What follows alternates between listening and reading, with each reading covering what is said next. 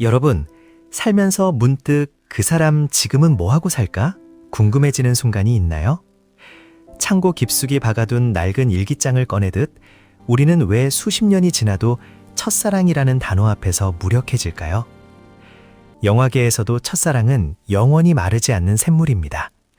첫사랑 영화들이 시대를 불문하고 사랑받는 이유는 우리 모두에게 첫사랑이 인생에서 가장 강렬한 인상으로 남아있기 때문이죠.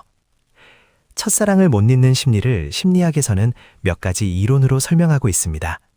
자이가르닉 효과. 끝내지 못한 일이나 중단된 일을 더 오래 기억하는 현상. 무르셀 증후군.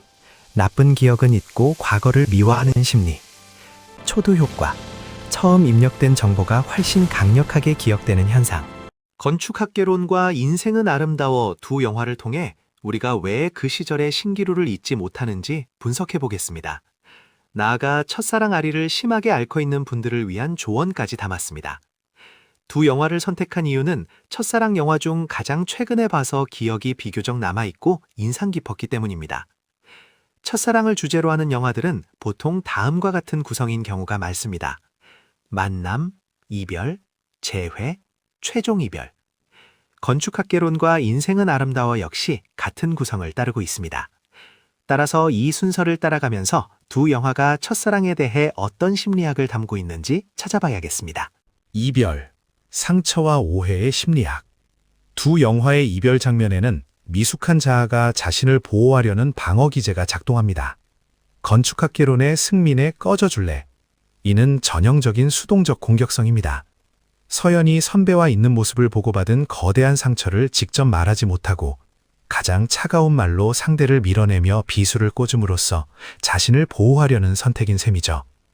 어떤 이들은 이 장면을 승민의 비겁함이라 비판하기도 하지만 사실 상처받은 청춘의 서툰 방어 기제였습니다. 인생은 아름다워의 세연의 착각과 오해. 세연은 정우가 자신을 좋아했다고 믿었지만 사실 정우의 마음은 친구 현정에게 있었습니다. 이는 보고 싶은 것만 보고 믿고 싶은 것만 믿는 자기중심적 편향이 만들어낸 기억의 왜곡이자 오해입니다. 평생 간직해온 첫사랑이 사실은 거대한 착각이었음을 보여주죠. 동기, 왜 다시 첫사랑을 찾는가? 결핍의 심리학. 심리학적으로 누군가를 간절히 그리워한다는 건 역설적으로 현재 삶에 무언가 결핍되어 있다는 신호입니다. 건축학개론의 서연. 이혼 후 홀로 남겨진 서연은 삶의 방향을 잃었습니다. 가장 순수하게 자신을 사랑해주던 승민을 찾아 집을 지어달라고 하는 것은 무너진 자신의 삶과 자아를 다시 세우고 싶은 정서적 결핍 때문입니다. 인생은 아름다워와의 세연. 폐암 판정을 받고 죽음을 앞둔 세연은 아내와 엄마로만 살며 정작 나를 잃어버렸습니다. 그녀가 첫사랑 정우를 찾는 것은 소모된 현재를 보상받고 싶은 존재론적 결핍에서 비롯됩니다. 재회, 미완성 과제의 해결. 시간이 흘러 다시 만난 그들은 각자의 방식으로 과거를 매듭짓습니다. 건축학개론의 자이가르닉 효과. 약혼자가 있는 승민이 대학생 때 하지 못했던 서연의 집을 지어주고 키스하는 것은 바람피는 것으로 볼 수도 있지만 자이가르닉 효과의 해소입니다. 고백도 못해본 미완의 상처를 뒤늦게 실천함으로써 두 사람의 마음속 깊은 후회와 아쉬움을 치료하는 과정입니다. 인생은 아름다워의 무르셀 증후군. 정우가 좋아한 게 현정이었다는 사실을 알게 된 순간 세연의 환상은 깨집니다. 세연의 경우는 착각과 오해에서 비롯된 첫사랑의 환상이었지만 첫사랑이 미화되고 왜곡되었다는 것을 보여주고 있다는 점에서 무르셀 증후군으로 해석할 수 있습니다. 무르셀 증후군적 기억이 현실과 충돌하는 지점이죠. 최종 이별, 신기루를 지나 현실로. 재회는 결합이 아닌 진정한 최종 이별로 향하는 관문이 됩니다. 건축학개론의 승민의 새 출발. 승민은 서연이 아닌 약혼자와 새로운 인생의 출발을 선택합니다. 첫사랑에 대한 미련이 없지는 않지만 첫사랑을 추억으로 남기고 인생의 다음 장을 넘깁니다. 인생은 아름다워, 세연의 기환. 첫사랑의 환상이 깨진 세연은 다시 현실로 돌아옵니다. 신기류가 사라진 자리에 비로소 지금 곁에 있는 남편과 가족의 소중함이 선명하게 보이기 시작한 겁니다. 두 영화 모두 재회를 통해 과거를 추억의 자리에 박제하고 가슴에 간직하고 있던 지난 첫사랑이 아닌 인생의 다음 장으로 그리고 소중한 것을 깨닫게 됩니다. 많은 첫사랑 영화의 결말이 최종 이별이라는 것은 첫사랑에 대한 사회적 합의 또는 통념은 이런 식으로 정리가 되고 있는 듯합니다. 이런 결말은 어떤 의미를 담고 있을까요? 첫사랑 아리를 하는 당신에게 혹시 지금 이 순간에도 첫사랑의 기억에서 헤어나오지 못해 마음을 앓고 계신 분들이 있나요? 두 영화를 첫사랑 심리학을 적용해 해석해봤습니다. 그럼 두 영화에서 첫사랑과 최종 이별했듯이 잊지 못하는 심리를 해결하면 첫사랑은 꺼져줄 것 같습니다. 첫째, 당신이 기억하는 그 사람은 정말 특별한 사람인가요?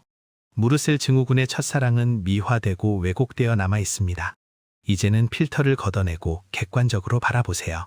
그 사람이 정말 단점 하나 없는 완벽한 사람이었나요? 우리가 헤어질 수밖에 없었던 구질구질하고 아팠던 이유들을 떠올려 보세요. 미화되고 왜곡된 신기루 속의 주인공이 아니라 진짜 그 사람을 직시할 때 비로소 기억의 감옥에서 나갈 수 있습니다. 특별했던 건 그 시절이지 그 사람이 아닙니다.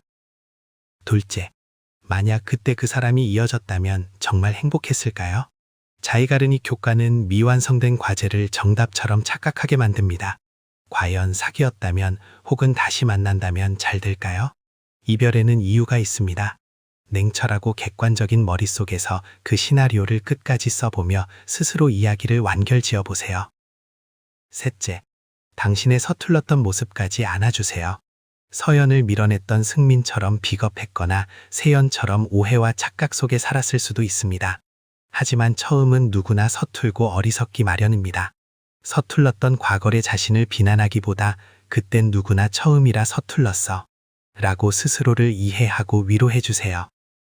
넷째, 첫사랑이 간절하다는 것은 나의 삶에 무언가가 결핍되어 있다는 증거일 수 있습니다.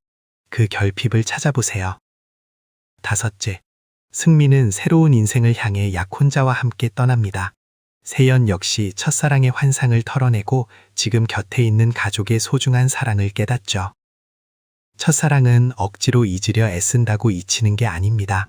현재의 내가 새로운 관계를 맺고 새로운 사랑을 하고 새로운 인생을 향해 내 삶을 소중히 가꾸어 나갈 때 그 뜨거웠던 기억은 자연스럽게 인생이라는 책의 뒷장으로 넘어갑니다. 인생의 새로운 장을 열며 내 주위에도 첫사랑을 이룬 사람이 있습니다. 첫사랑의 의미를 획일적으로 일반화할 수는 없습니다.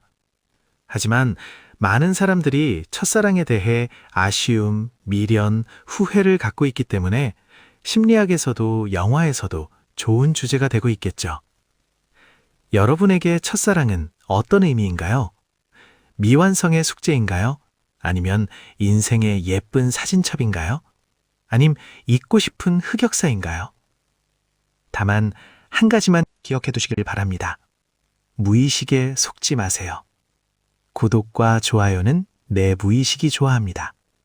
감사합니다.